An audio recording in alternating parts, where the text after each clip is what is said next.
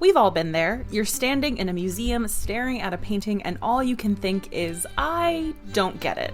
To me, knowing the story behind an artwork is a huge part of knowing how to look at it. I'm Amanda, the host of the Art of History podcast, where we view history through the lens of some really great works of art. Each episode, we dive deep into the bigger picture behind some familiar and maybe not so familiar pieces.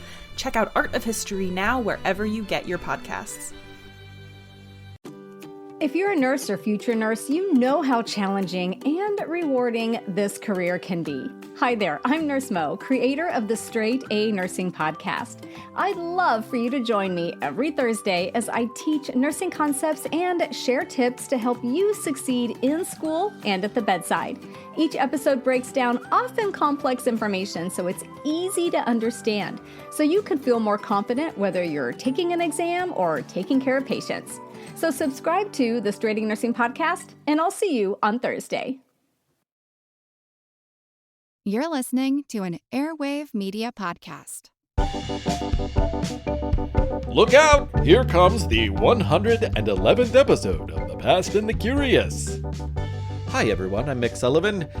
This is The Past and the Curious, and I'm so glad you are joining me. This episode is coming out at the very end of October 2025, which happens to be the same week, 200 years prior, that the Erie Canal opened. It was a pivotal event in American history, world history, engineering history, marriage of water history, all of those things. It's a really fun story, and there's some aspects about it that I found fascinating, including how they just communicated with cannons to let everybody know that it was open. It was a novel idea. So the first story that you're going to hear is about the opening of the Erie Canal. And there definitely is a little bit of a Simpsons monorail moment in there. Couldn't resist.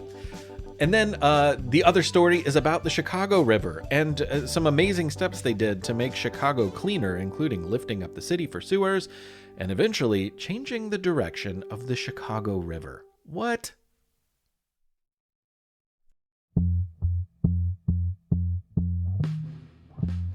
On October 26, 1825, a cannon blast rang out through the fall air of western New York.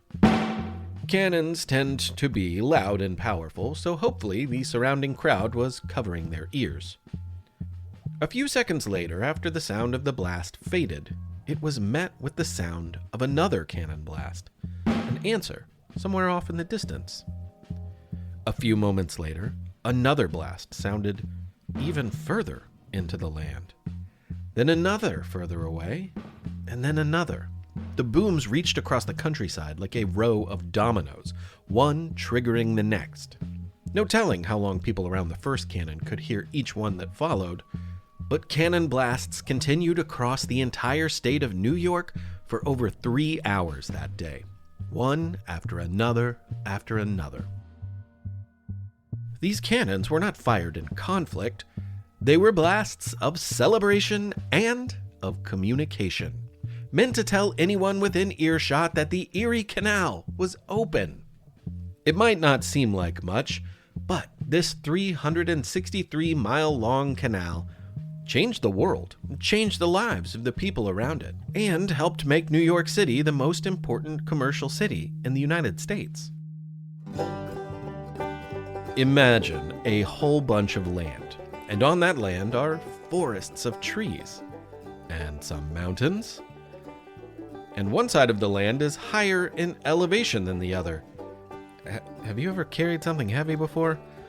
Use that memory to imagine how hard it might be to get lots of heavy stuff across that vast and varied land. But the stuff has got to get across it, and the quicker the better. When it comes to New York, on one side of the state there are a couple of Great Lakes, Lake Ontario and Lake Erie. On the other, the Hudson River, which leads to the Atlantic Ocean and to the world. Oh, if only those two bodies of water were connected. Think of the possibilities. But that was just a dream. At least, for a while. Moving things is hard. It's hard work. Though people can do hard things and working hard is admirable, Wouldn't it be easier if you just didn't have to work so hard? That is kind of the definition of easier, right? Well, there has to be a better way. But what are you saying, Mr. Clinton? All I'm really saying is, there's nothing on earth like a genuine bona fide horse-tied super long Erie Canal. What I say? Erie Canal! Say it again, pal. Erie Canal. Erie Canal, Erie Canal, Erie Canal, Erie Canal. You're gonna dig a big ditch about 40 feet wide? Yeah, buddy, that's the way we do it. For boats to float filled with cargo inside? That's the plan, so let's get right to it. Nah, but what about the mountains and the rock and the stone?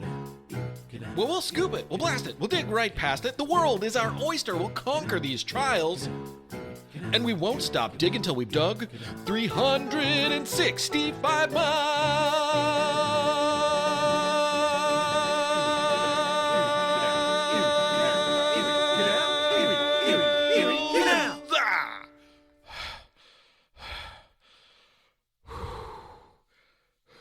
A famous politician named DeWitt Clinton was the driving force behind the Erie Canal. And as far as we know, he never broke into song. But he didn't need it in order to get attention. He was a big deal. His father was a Revolutionary War officer, and his uncle was George Clinton. No, not that George Clinton. This George Clinton was an almost signer of the Declaration of Independence. See, he was part of the Congress that decided to declare independence, but in early July 1776, before he could sign the famous piece of paper, he was asked to go serve in the army as a brigadier general. He still made history, though. He later served as Thomas Jefferson's vice president and is remembered as the second longest serving governor in New York history. That's pretty funky, in a way. And he founded a political dynasty that his nephew DeWitt carried on. DeWitt was also a politician and one of the most powerful people in New York State in the early 1800s. And DeWitt knew that if people could connect the Great Lakes, which are practically inland seas, with the Atlantic Ocean, it would profoundly change not just New York, but the entire United States.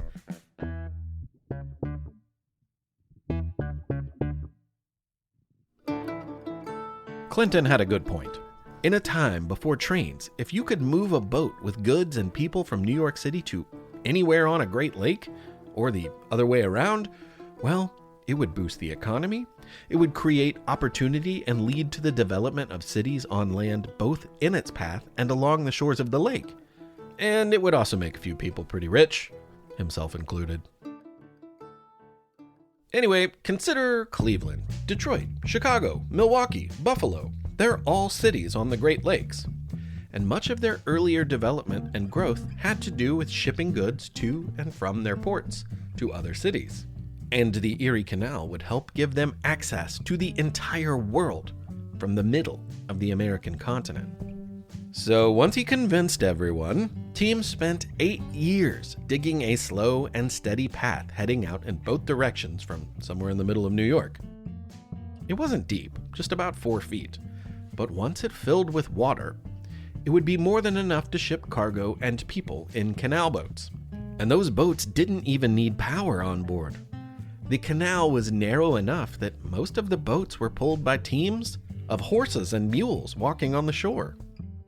And let me tell you, if you were used to the bone-rattling bounce of riding in a stagecoach at the time, then this horse-drawn water journey seemed as smooth as shaving cream on the inside of a seashell.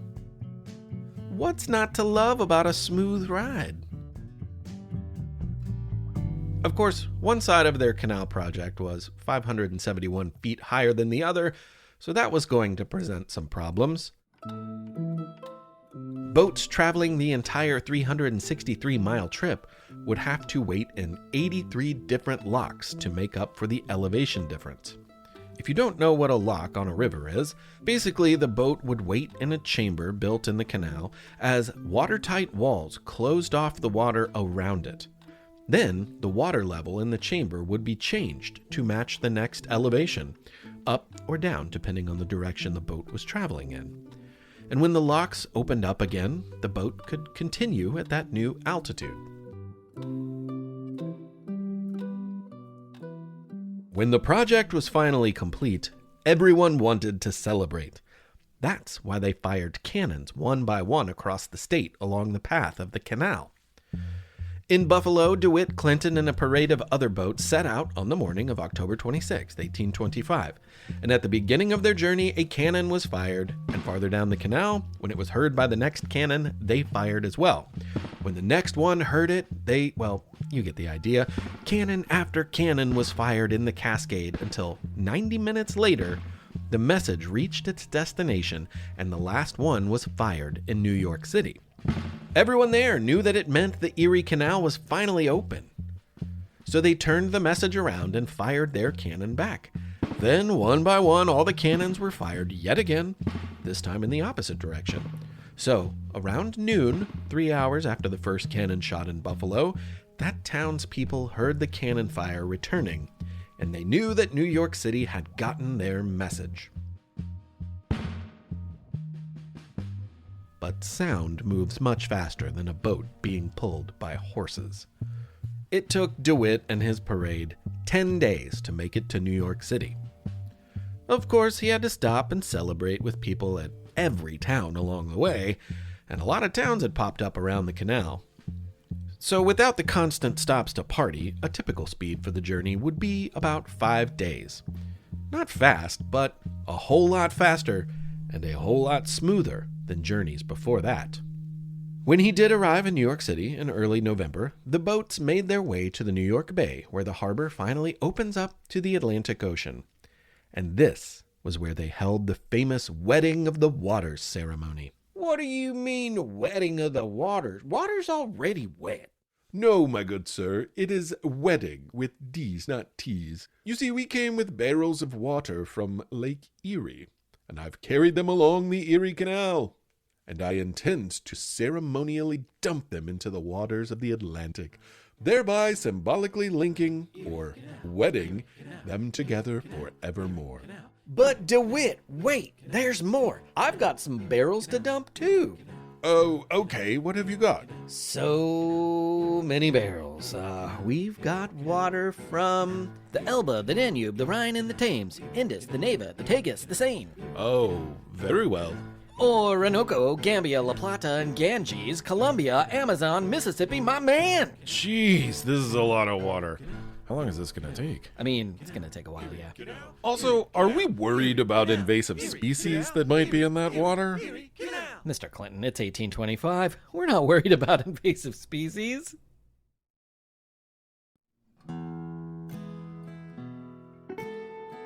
In just the first few years, millions of dollars of cargo made its way through the canal.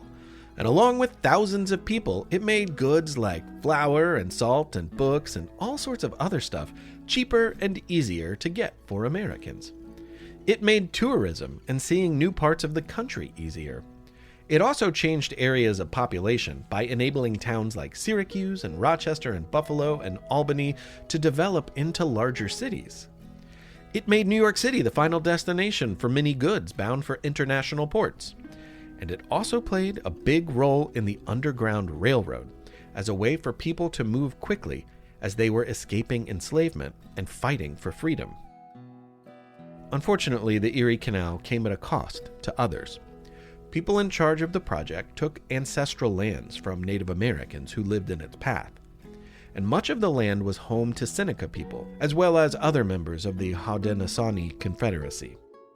As the 200th anniversary of the Erie Canal opening continues over the fall of 2025, many indigenous people are playing a direct role in part of the celebrations and remembrances. In addition to the anniversary festivities, eastern white pine trees are being planted along the original path, all the way from Buffalo to New York City. The tree is a traditional peace symbol for the Seneca people. Grown-ups!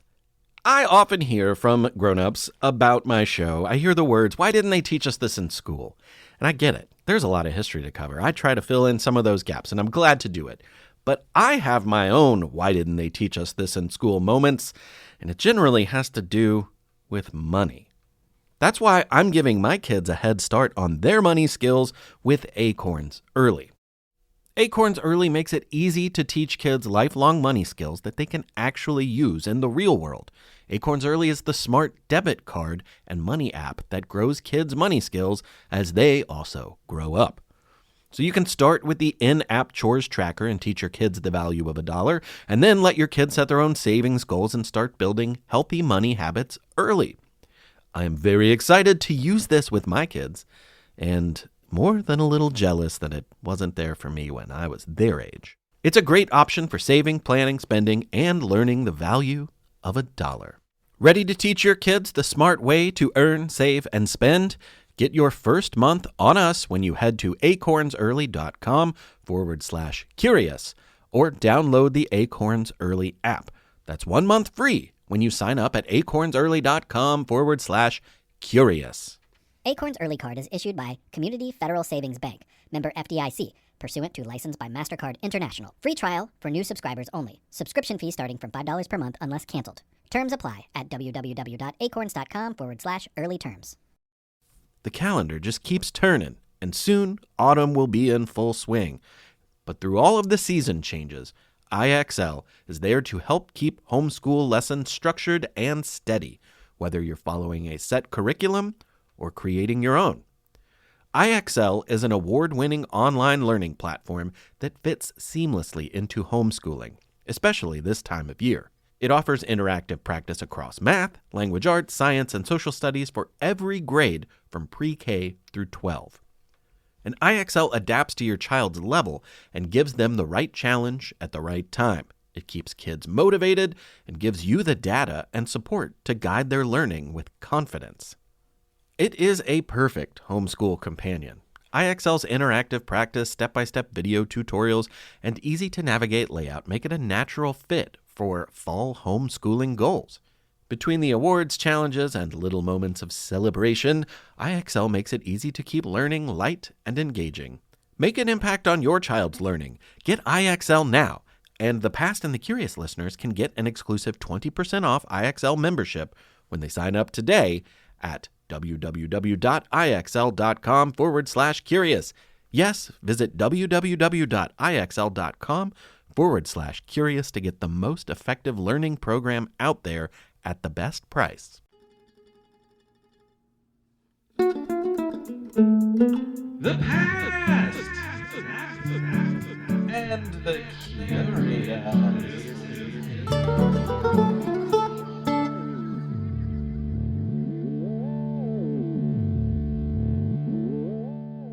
For You Have 30 Seconds this month, I got submissions from some brothers in South Carolina, so I flipped a coin to see who would go first. Cameron, you're up. Hi, my name is Cameron.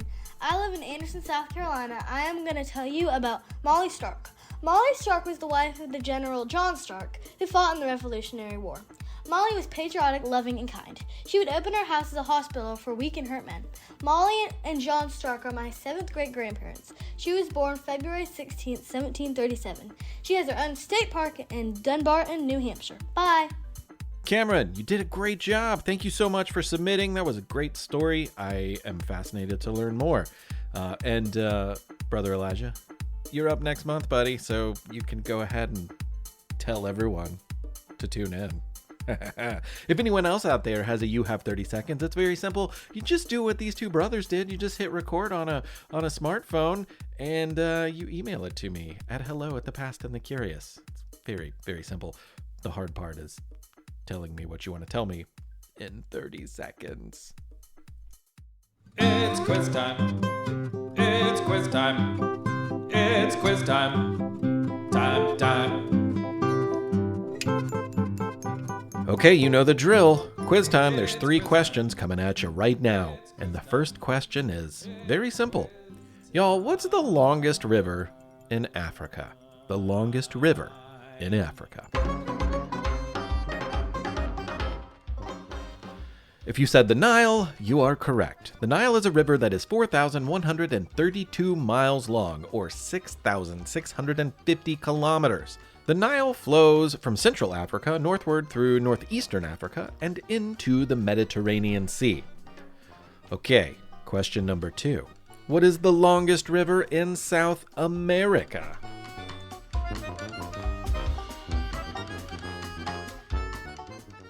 Well, if you said the Amazon River, you're correct again. People actually argue about which one is longer, the Amazon or the Nile. It's kind of a point of contention. So, I'm not going to say which one is the longest in the world, but one or the other, the Nile or the Amazon, is the longest river in the world. Which brings me to the last question. What is the shortest river in North America? Not the longest, the shortest. If you said the Roe River in Montana, I'd be really impressed. I'd also assume that you're either a geography nerd, or you just love great facts like that, or you're from Montana, which would make a lot of sense. Anyway, the Roe River is only 201 feet long. That's pretty short. It was actually in the Guinness Book of World Records for its slight size before they eliminated the award for shortest river. Anyway, it's near Great Falls, Montana, if you ever want to quickly hike its banks.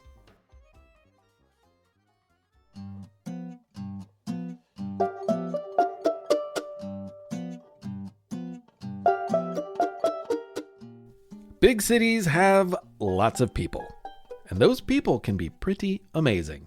The work they do and the culture they create can be very beautiful. But large groups of people also create other, less beautiful things. I'm talking, of course, about trash and food scraps and sewage. You know, poop and pee and stuff.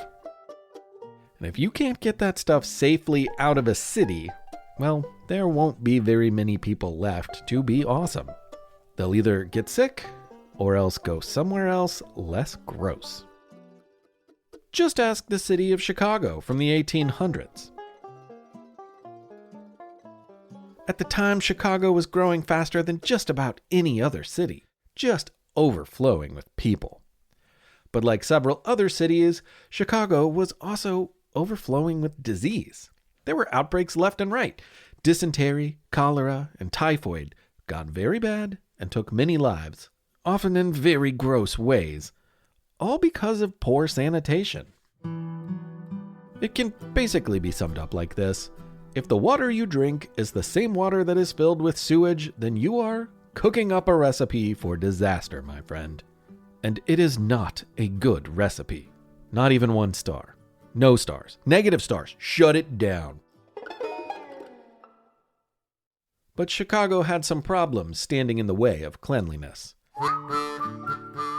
The city, built where the Chicago River meets Lake Michigan, was low. So drainage was a problem, and water just kind of sat there and got swampy. Beneath the buildings filled with people and businesses, there was no sewer system. In some areas, there were just open cesspools of gross. And that made people sick. But most of the sewage wound up in the Chicago River, which flowed into Lake Michigan, which was where people got the drinking water. So again, sick people. And also, I should say, it wasn't just human waste, it was animal waste, as well as the leftovers from Chicago's growing meat industry. Believe me, it was nasty. So a guy named Ellis Chesborough came to town with a bright idea to lift the city up, a sewer system. But since the city sat so low and was so swampy underneath, his plan was to literally lift the city up. With screwjacks installed underneath, streets, homes, buildings, and entire city blocks in some instances were slowly raised so that the sewers could be installed under them and carry the sewage out of the city. It took hundreds of workers to lift each building, but a combination of mechanics and muscle got the job done. As they each carefully turned their screwjacks in unison, the building would slowly raise with no stress to the structure. Many times there were actually people living normally inside those buildings as they rose. People sleeping in hotel rooms, working at their desk, cutting fabric in a factory. Those days were oddly normal for those inside, other than the fact that they ended slightly higher up from where they started. The teams got so good at it that entire city blocks were done at the same time. When it was done, years later, there were sewers under the buildings to finally get all of the gross stuff out of the lives of the citizens of Chicago. At least so they thought. Unfortunately, it was all still just dumped into the Chicago River, which dumped into Lake Michigan, which was everybody's water source. You see the problem. Hey man, water still gross. I smell worse after taking a bath than I did before I got in it. Yeah, you just gave all of our water a fancier ride in your sewer tunnel, but it's still a problem. Well, at least it's not in your front yard. And besides, there's more to the plan. Right now, at this very moment, we've got people digging a tunnel deep underneath Lake Michigan. We're building a pump several miles out into the lake to pull the clean, poop-free water far away from the city, and we'll send it back here, and you'll have all of the refreshing water you could imagine. Take a bath, quench your thirst, and maybe brush your teeth. Or at least eat a mint. You've got a lot going on up there. Well, what do you expect? I'm not going to brush my teeth with your disgusting water. But once the pump in Lake Michigan was finished, it was clear that this was not the solution they had hoped for.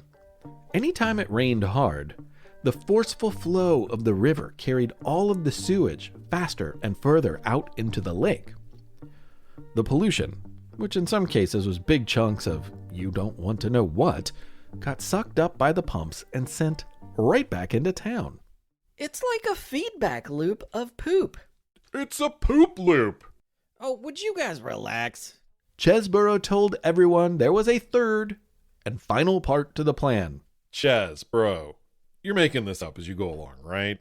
Here is the third and final part of the Chicago Chesborough plan. It was an ambitious plan, on the scale of something someone like Leonardo da Vinci might have only dreamt. Chesborough wanted to reverse the flow of the river. That's right. Make the Chicago River flow backwards. That way, instead of the sewage flowing into the river and then winding up in Lake Michigan for everyone to drink, the newly reversed current would take it the other way, away from town, away from the lake. Okay, but doesn't that water go to the Mississippi? Like, what about the people downriver? Won't that be a problem for them? Well, I mean, yeah, I guess. I don't know. I think it's all going to dilute and dissolve before it becomes a problem for them. At least, I think. Well, Ches, you're a real straight shooter, and I can't fault you for that. So let's get that river turned around, huh? Turns out, reversing a naturally occurring river is a tough job. It took a long time for them even to get started. Of course, the Civil War got in the way, and then the Great Chicago Fire happened. And that catastrophe burned down almost all the buildings Chicago had so painstakingly raised in order to build sewers in the first place. It took so long that Chesborough actually died before they even began. But Chicago was undeterred. In 1889, the project was in motion, and they called their new creation the Big Ditch. And it was just that. A big ditch, which was created through a high point in elevation, a subcontinental divide. Once through that high land, they could guide water with the help of gravity to the Des Plaines River and then to the Mississippi. For over a decade, crews of workers, along with new technology like steam shovels and dynamite, dug and blasted the big ditch for a total of 28 miles to the Des Plaines River. It was nowhere near as long as the Erie Canal, but it was 6 times deeper and 4 times as wide. It was the largest earth-moving project in America up to that point. Finally, on the second day of the new century, January 2nd, 1900, a group of civic leaders and dignitaries traveled to the final dam in place holding the waters back from mingling and started the redirection of the Chicago River. The man in charge of the Sanitary Commission had lost both of his parents to Chicago's cholera outbreaks of the 1850s. It was he who gave the orders to blast the dam open with the simple words, "Let her go!" It took a week or so for Chicago's water to clear out, but sure enough, Lake Michigan water started flowing into the river and sending the current in the opposite direction. Before they knew it, people saw clear water. They saw ice from the lake, clear as the sky, in what had been dangerously dirty water just days before. The plan worked, at least for Chicago. Chicagoans didn't think that people downriver would really mind too much. Were they right? They were worse than right. They were wrong. Cities down south were irate. The people of St. Louis were practically swimming in anger, along with other stuff. How dare Chicago send its sewage down the river to them? They made their waste someone else's problem. So St. Louis fought in courts and in public opinion to turn the river back around. Chicago had a saying, though. The solution to pollution is dilution. The solution to pollution is dilution. The solution to pollution is dilution. The solution to pollution is... Yeah, this was their response. They believed that the fresh water of the lake would dilute the pollution, water it down, and make it safer and safer as it made its way through America's river systems. By the time it reached St. Louis, they believed there'd be nothing left of the pooey. But St. Louis did not buy it, and their case was taken all the way to the Supreme Court. But there it was decided that before the big ditch plan of Chicago, all of the other cities north of St. Louis on the river had already been doing the same thing. The river was carrying plenty of other waste, so what was one more city's worth? Changing the Chicago River with the big ditch was a marvel of engineering. People literally changed the direction of an entire river. But now we know that there were some environmental things that people should have considered. Invasive species, pollution, not to mention dumping thousands of gallons of fresh, usable water from the Great Lakes into the salty waters of the Gulf of Mexico are not totally awesome things. So who knows? We may actually see the river re-reversed someday. It's certainly been discussed. And we've done it once, so we know we could do it again. Still, luckily, sewage and waste management is much more advanced today. If we did turn it back around, St. Louis would probably celebrate.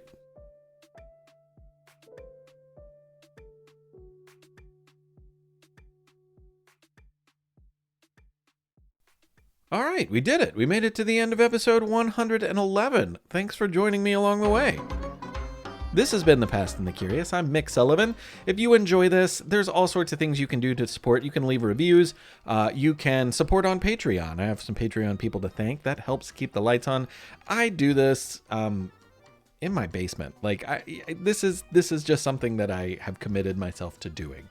And it makes me happy to do it. It makes me happy to share it. So I just want you to know that I'm just a guy in doing this for the fun of it and because I think it should be done. So if you enjoy it, let me know. There's another, you could just tell people. The word of mouth is awesome. I want to also thank everyone back in Pittsburgh. Had such a great visit there. It was so great to meet all of you and spend some time, and it was awesome. I hope to get somewhere else again soon. I know that I'm going to make a return to Boston in 2025. And I'd like to get to maybe Virginia so I can cross another Commonwealth off the list. So if there's someone out in Virginia that could, help me grease those wheels, that would be fantastic. You can just have your people call my people. That's cool.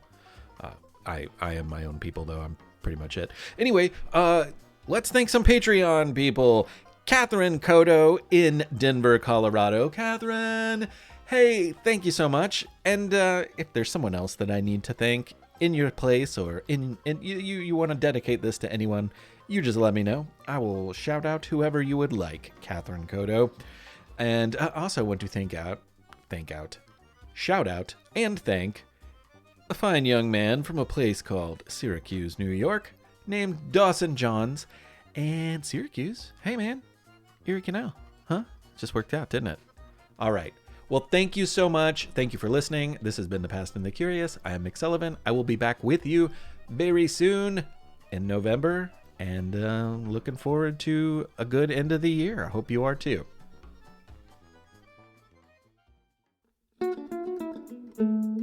The past and the curious.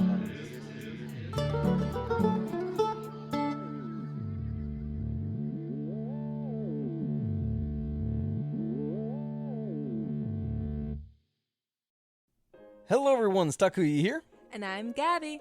and we are the hosts of History of Everything, a podcast which you can probably guess by the name is, well, it's about everything. Do you want to know why people thought potatoes were evil and would give you syphilis? Are you curious about all the stories of the terrible and stupid ways that people have kicked the bucket over the years? Do you want to hear tales about all of the different badasses of history and the lives that they had brought to life? Well, if so, then look no further. History of Everything is just the right podcast for you. It's available on Spotify, Pandora, and anywhere else that you get your podcast from. Join us for some fun and just see how weird and wacky history can be. Calling all trivia nerds, Brittany here, and I host the Family Road Trip Trivia Podcast with my best friend Meredith. Is your next car ride looking like a snooze fest? We've got the cure. 3 rounds of awesome trivia every week. Harry Potter, Disney, science, sports, you name it. No more silent car troubles. The Family Road Trip Trivia Podcast. Connect, laugh, and learn with your kids, big and small. New episodes every week wherever you get your podcasts. Search for the Family Road Trip Trivia Podcast.